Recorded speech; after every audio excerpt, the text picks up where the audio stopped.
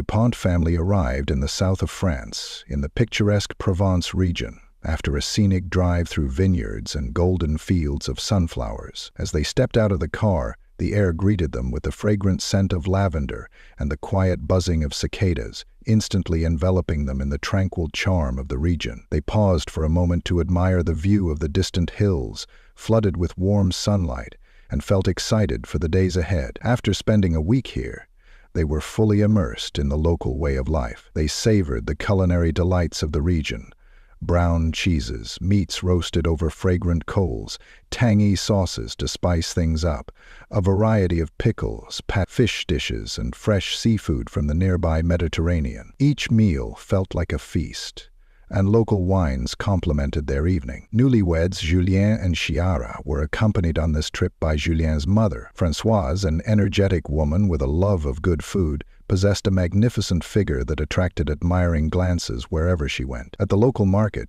vendors often let her sample different foods, noting her radiant presence and beauty. On evening strolls through the village, strangers stopped to compliment her elegant style and warm smile. These encounters, filled with genuine admiration, made her feel more cherished and confident than ever. For the first time in her life, she received an overwhelming number of compliments and felt like a goddess walking among mortals. In Provence, women with curves were considered the epitome of beauty, and Françoise's confidence blossomed under the warmth of this adoration. Chiara, on the other hand, was very slender and found it difficult to fit into the local aesthetic. She often saw herself in store windows and felt that her physique made her out of place among the vibrant energy of the locals. Thoughts swarmed in her head. Am I too different to belong in this town? Will they always see me as an outsider?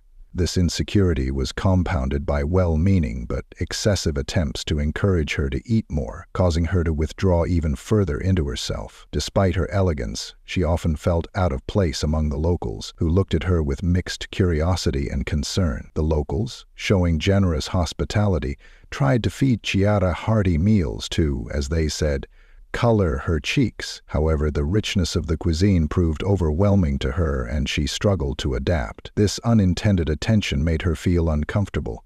Julien, always a devoted husband, reassured her. "Don't worry, my love. Let them talk.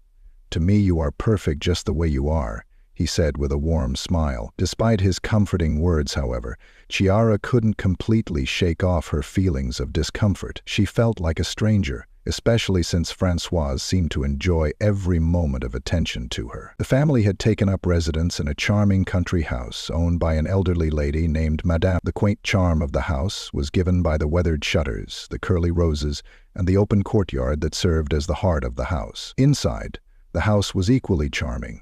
Exposed wooden beams, terracotta floors, and the faint scent of lavender wafted through the air. There was a rustic wooden table in the cozy kitchen, and a few worn armchairs arranged around a stone fireplace in the living room. Despite the lack of modern conveniences, there was a real air of kindness about. The shower was a simple structure in the yard, consisting of an old watering can hung from a frame. The water was heated naturally by the sun in an open cistern, making it warm and inviting by the time they returned from their beach walks. It was a modest structure, but it added to the charm of their stay here. Each evening, after spending the day at the beach or exploring the nearby villages, the family took turns using the courtyard shower. Françoise, who loved to sing, often filled the neighborhood with her cheerful melodies while she took her bath. Her voice, clear and energetic, rang out over the quiet houses, harmonizing with the sounds of the countryside. Julien found her singing charming and often chuckled to himself, thinking, "She's certainly making the most of this trip." On one particularly sweltering day, the family decided to stay home.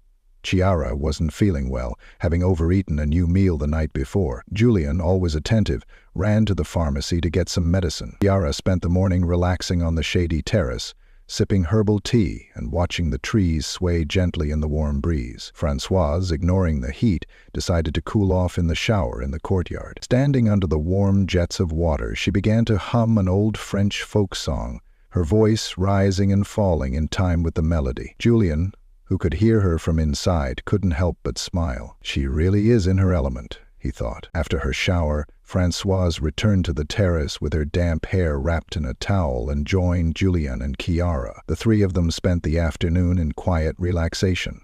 They played cards, laughed over shared memories, and enjoyed the slow pace of life in the countryside. Françoise told a humorous story about getting lost in a bustling Paris market many years ago, and Julien shared fond memories of a family picnic by a serene lake when he was a child.